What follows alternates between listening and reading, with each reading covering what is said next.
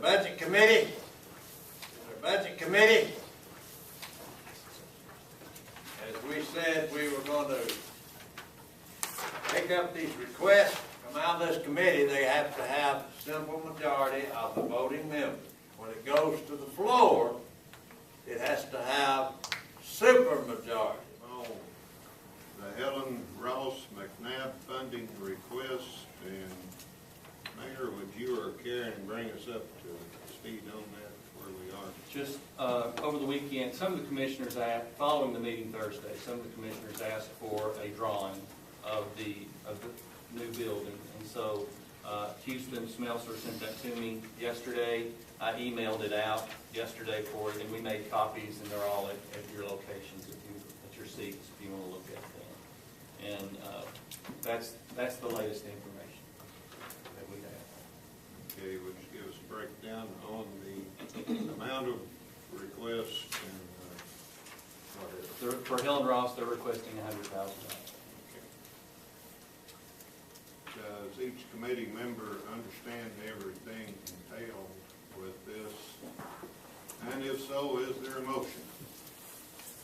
I'll make that motion. I'll say, approve as presented, requested rather. I have a motion and a second. Any discussion? Chairman Baker, Yes, sir. I told people in my district for 18 years I'm conservative, and with this economy, I don't want to spend this money. I want to keep it. Just hold on to it, maybe the first of the year. And I can't get as far as Helen Ross or the hospital. You hear the government say unemployment 8.3, Wall Street Journal says it's 19%. And I just think we may need this money next year worse than we might anticipate, especially if we don't have an election and change in the White House. We're going to get 4 more years of what we've got, which is 19% unemployment. But the government's put a muffler on the screens. 16 million people have been added to food stamps. They've been added to welfare, and we just don't hear the cries of how bad it is. And I just, as a conservative, I want to keep this money. I don't want to spend it. And we can have more meetings, and we can discuss how we're going to use this $1 million until sweat drops off our forehead. But I just don't feel like we've worked hard enough to see which is the best way to use this money. I'm going to vote no all the way through. Thank you. Mr. Chairman, I need to declare, and I'm paraphrasing, I don't have it written in front of me, but I understand I have an indirect conflict of interest, and that my vote answers only to my conscience. Is that correct? That's close. Pretty close. We all understand. Yeah. Any other comments from the committee before we vote? I guess I've got one comment. I guess I keep thinking about, like Doyle says, we got to really watch what we're doing. We've got things that are already on the plate that we've got to watch out for. We've got a decertified jail that we've got to contend with. So we've got that on our plate, and we know that's major bucks. So we've got to watch what we're spending. And I'm like Doyle, I really don't see that we can consciously spend this money on that when we've got, not only the decertification of the jail, we've got to figure out what we're going to do for this overcrowding. We've got to deal with the roads. Luckily, we're able to scrape up some more money to do more roads, but at first we only had enough to do 1.25 mile road, if that's correct. I think that's correct. And there's 400-something miles of road, as Paul Bell issued, or they said in one of the earlier meetings that, we got to do something. So, I just feel that, really concentrate on what this money is being used for and use it wisely. Thank you. Chairman, did we, I think everybody in here was on the, when we received that. That's exactly the money, and we voted, I'm pretty sure unanimously, We did. that it would be used for one-time capital projects. since spearheaded economic development. And there again, I've said this before, in my mind, the spending on the jail is not spurring economic development. It is the county's money. At the end of the day, I guess it belongs to the taxpayers because the taxpayers are the county.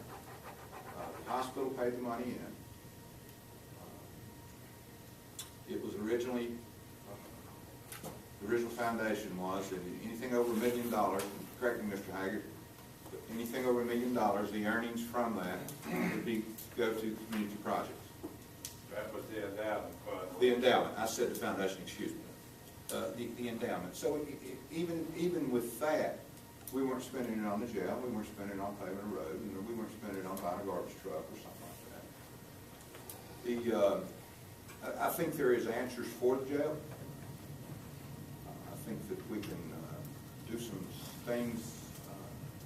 I know we can do some things internally through finance, and some work's been done on it. I think that would potentially help us a lot in our jail situation and in our payment situation, and not necessarily raise the taxes. So if we can accomplish that without raising taxes, I think everybody's going to be pretty happy. Once again, the original intent of this money was to start dual addressed unemployment. This is going to help the unemployed. You're talking about what, 15, 18 at the hospital, I believe was the original number? Correct. You know, that's a very needed service, you know, and that would make our hospital that much more regional, in my opinion. I think we're regional now, especially from our west side, north, south, and somewhat east of us. I think that's going to help tremendously, and it's going to make the hospital a better place. And then I think the Helen Ross, you know, they're looking at creating maybe 30-ish net jobs there. Is that fairly close? And it's, you know, the original intent of that money was for that. And now, for whatever reason, everybody's changing their mind. You know, that's your prerogative. I have not changed my mind. Thank you, Commissioner. Does anyone else wish to say Chairman anything Baker. before we? When we did the private act a few years ago, it was never, when I voted, my intention to give it to nonprofits. Now, Covenant Health is a good organization. They have money. They can build this 15-bed unit with or without our help, and they will. That's the reason our director sold the hospital, is because Covenant Health is so solid. And they could do all these things using Covenant's money. I mean, sometimes we look at a nonprofit as, well, they're nonprofits, but nonprofits make a profit. They just don't give it to shareholders. And I just feel like, for me to vote yes, I'd have to take 10% of my own money and put it on the table with my yes vote. Or people in the 12th district are going to call me a liberal, just burning money, getting rid of it. And I can't do that. I can't go against my conservatism. Thank you, Don. Anyone else?